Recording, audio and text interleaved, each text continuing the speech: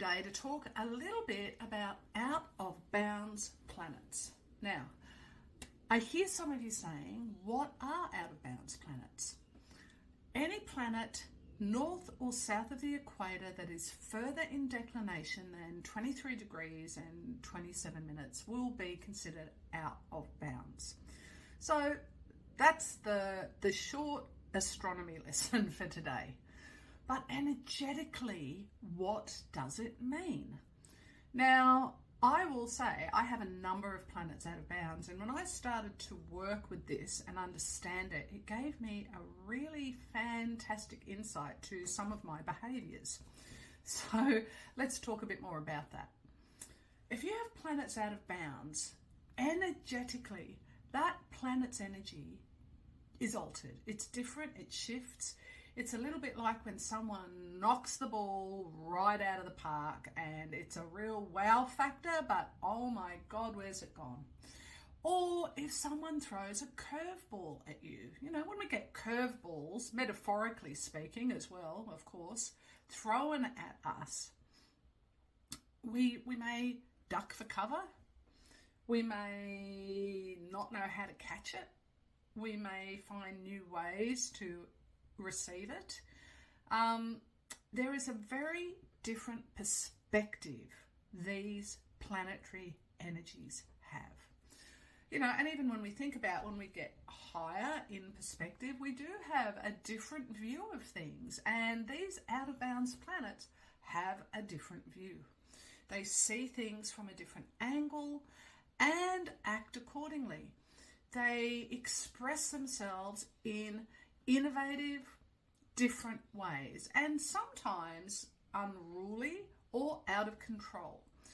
So I feel like needing to understand our out of bounds planets so that we can not only harness them, but give them the expression that they need so that they feel good about themselves. That's super important. So out of bounds planets need to be nurtured in different ways. They're not run of the mill, you know, they're a little bit eccentric, different, left of center. And, you know, they need to be honored in such a way. Because like anything in the chart, something that is out of bounds or something that is a singleton or something that has a particular aspect makes it a focus. And if we have a focus in our chart about anything, that's because our soul said, I need to pay attention to this in this lifetime. So out of bounds planets are part of this journey. So for example, if you were to have Mercury out of bounds perhaps, maybe you have some different ways of not only seeing things but communicating them.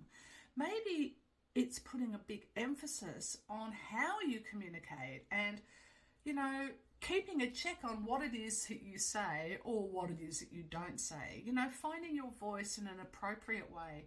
You know, this could be someone that's a little bit of a rebel in relation to speaking up. Maybe somebody that hasn't had a voice in previous lifetimes. And in this lifetime, there's a bit more of a radical ascension about this Mercury.